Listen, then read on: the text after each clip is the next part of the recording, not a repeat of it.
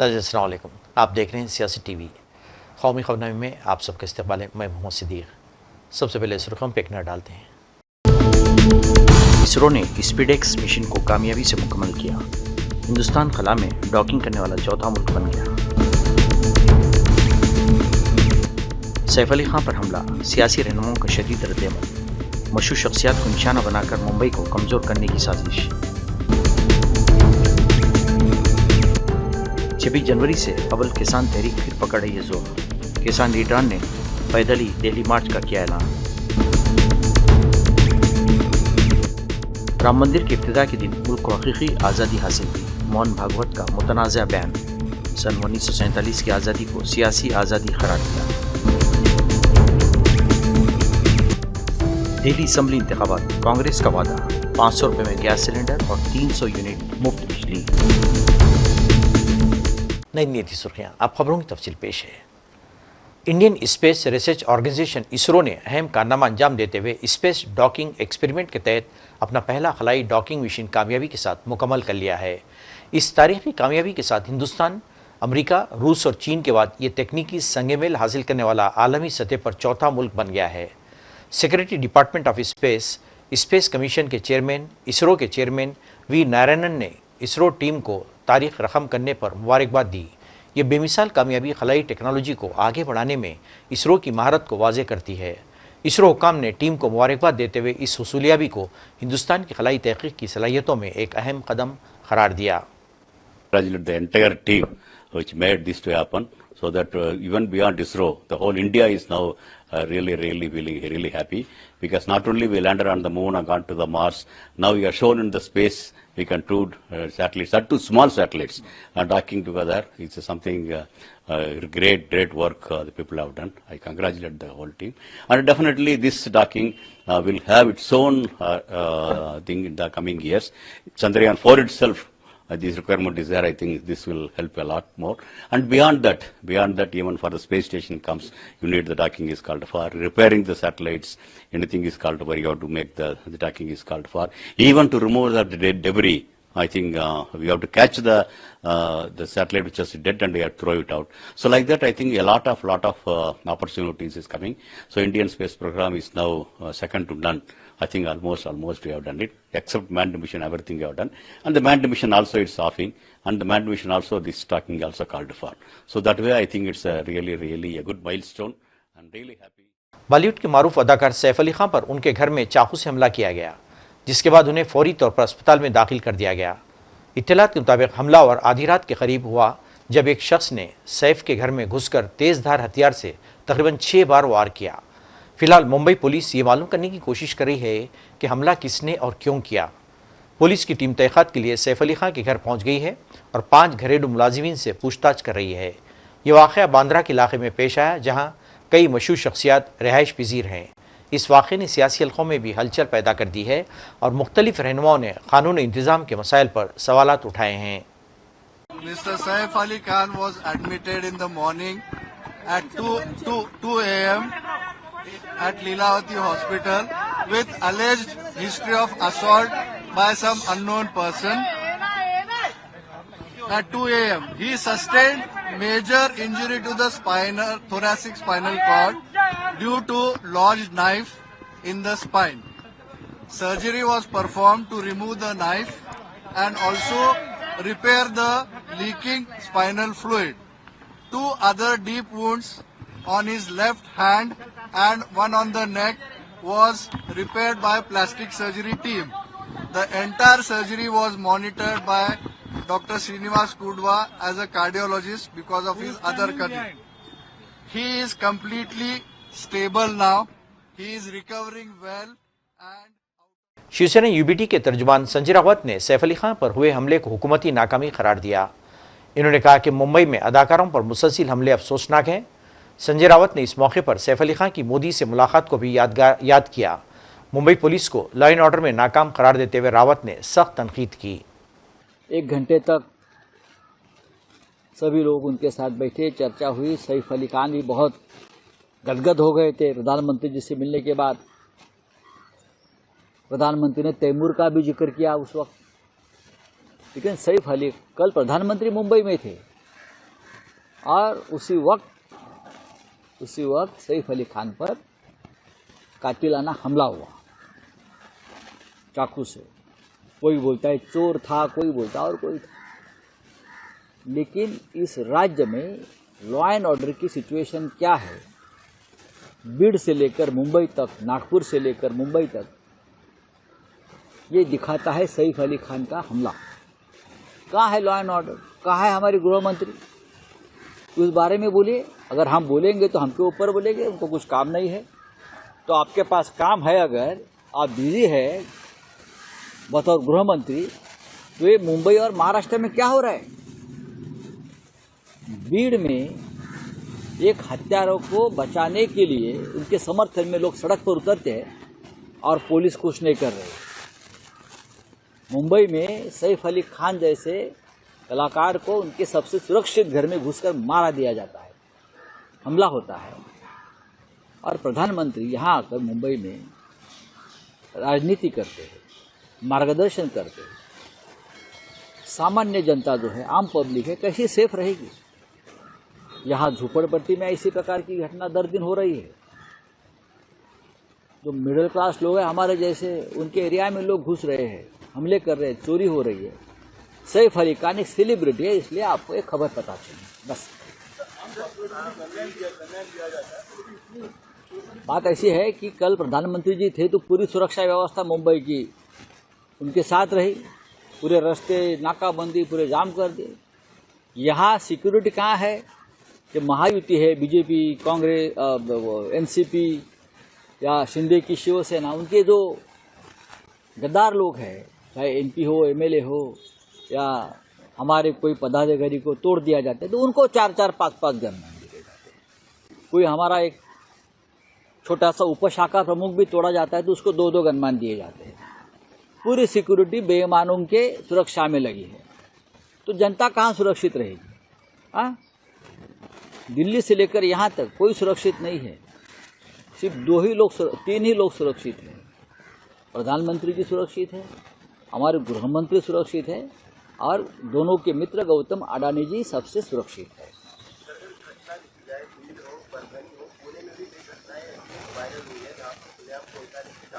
वहाँ तो कोयता गैंग है ना, गुना में कोयता गैंग। नहीं, देवेंद्र जी क्या करेंगे? देवेंद्र जी से बोलते हैं, उनका एक मीडिया सेल है। मीडिया सेल ने अब महाराष्ट्र में देवेंद्र जी को भगवान बनाया है। कुछ दिन बाद उनको और कुछ बनाएंगे, छत्रपति बनाएंगे, कुछ भी बना सकते हैं लोग। अगर उनके ऊपर हम टिप्पणी की लॉ एंड ऑर्डर के ऊपर, तो हमको गाली देते हैं उनके लोग।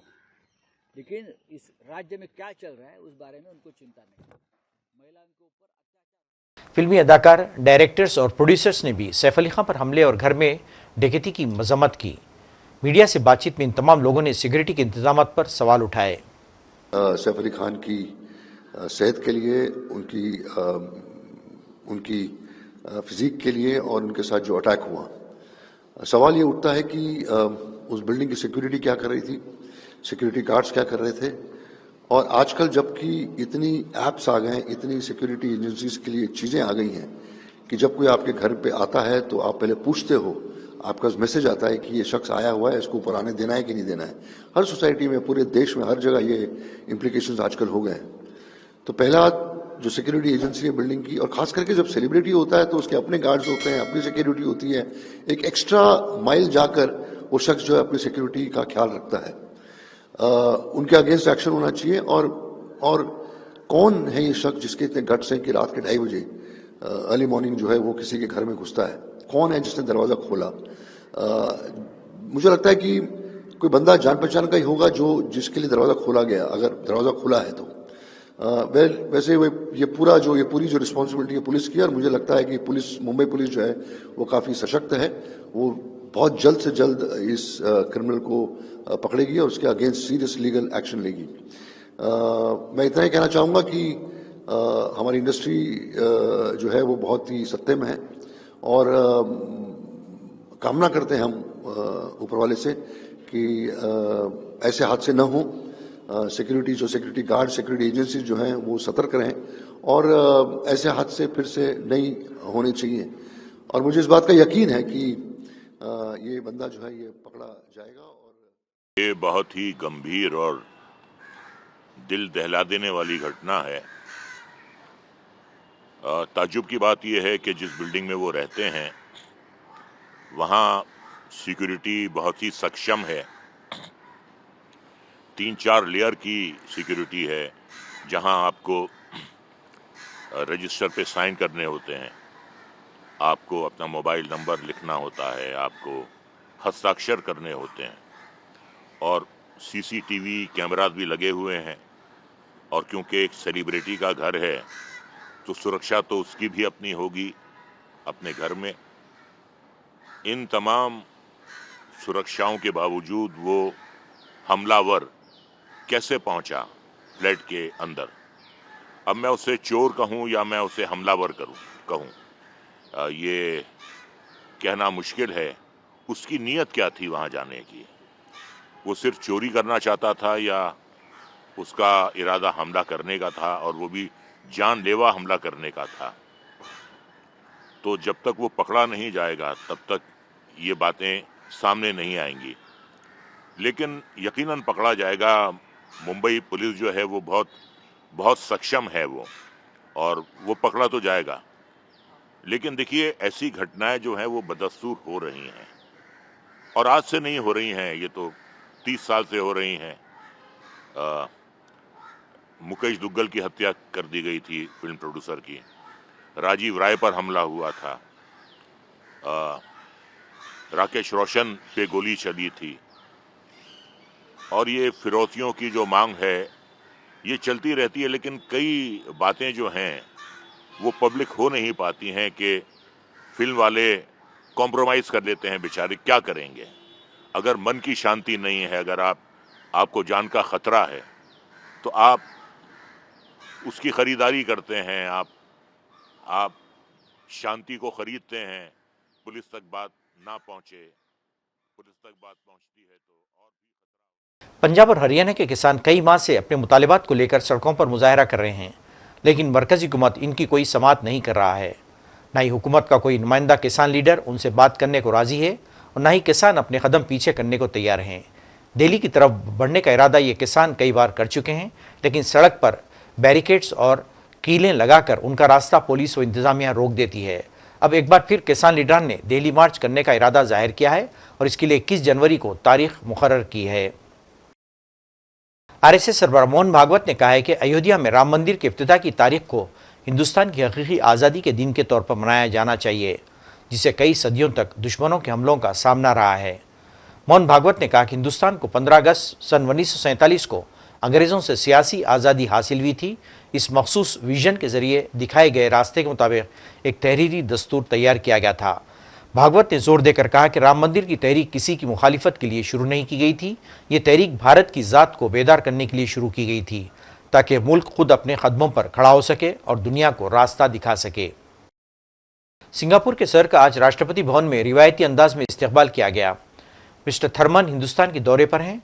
अपने दौरे के दौरान वो सर जमहूरिया द्रौपदी मुर्मू और वज़ीर-ए-आज़म मोदी से बातचीत करेंगे। राष्ट्रपति भवन में इस्तकबाल के बाद सिंगापुर के सदर राजघाट गए, जहाँ इन्होंने बाबाए क़ौम महात्मा गांधी की समाधि पर फूल चढ़ाए। हिंदुस्तान और सिंगापुर के दरमियान दोस्ती, एतमाद और बाहमी एहतराम की एक तवील रिवायत और वसी ताउन पर मबनी ताल्लुकात हैं। सदर थर्मन के दौरे से दो तरफ़ा ताल्लुकात को मज़ीद तक़वियत मिलने की उम्मीद है। गुज़िश्ता साल सितंबर में वज़ीर-ए-आज़म मोदी के दौरे सिंगापुर के दौरान जामे स्ट्रेटेजिक पार्टनरशिप की सतह पर बुलंद हुए थे।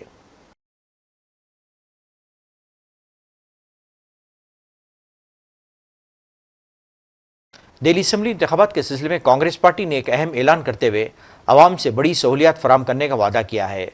पार्टी ने कहा कि पार्टी के इख्तियार में आने पर आवाम को 500 रुपये में गैस सिलेंडर, 300 यूनिट मुफ्त बिजली और मुफ्त राशन किट देने का ऐलान किया है। कबलजी कांग्रेस पार्टी ख़वातीन और नौजवानों के लिए भी ऐलानात कर चुकी है। इस मौके पर तेलंगाना के वज़ीर आला रेवंत रेड्डी भी मौजूद थे। इन्होंने प्रेस कॉन्फ्रेंस में वज़ीर आला केजरीवाल और वज़ीर-ए-आज़म मोदी को निशाना बनाते हुए कहा कि मोदी और केजरीवाल में कोई फ़र्क नहीं है, सिर्फ नाम का फ़र्क है। दिल्ली को बेहतर बनाते हैं तो कांग्रेस की हुकूमत बनाना ज़रूरी है। We have vast experience to run the government. Congress party को जितना तजुर्बा है इस देश में और किसी को नहीं है सरकार चलाने में। हर बार ऐसी बात आती है कि गरीब लोगों को कुछ देने के लिए कांग्रेस पार्टी कहा तो पैसे कहाँ से लाएंगे। मैं आपको एक सवाल पूछना चाहता हूं, आप मीडिया के माध्यम से नरेंद्र मोदी जी को, वो 11 साल प्रधानमंत्री बनकर 16 लाख करोड़ रुपए कॉरपोरेट कंपनी को माफी किए, कहाँ से लाए ये पैसे, किसका पैसे। तो मोदी जी सरकार कॉरपोरेट कंपनी से को जब 16 लाख करोड़ रुपए माफ कर सकता है, जब पत्रकार ने कभी मोदी जी को ये सवाल पूछा ही नहीं, भाई ये किसके पैसे, आप 16 लाख करोड़ रुपए जो कॉरपोरेट कंपनी को माफी किए, ये पैसे ले आकर और गरीब लोगों को बांटने में कोशिश क्यों नहीं किए। और दूसरी बात रहा, ये एनसीटी है, नेशनल कैपिटल टेरिटरी, केंद्र सरकार की कुछ जिम्मेदारी है जो बजट देने का। केजरीवाल और मोदी जी दोनों आपस में लड़ ले रहे कुर्सी के लिए, बस जनता को नुकसान हो जा रहा है।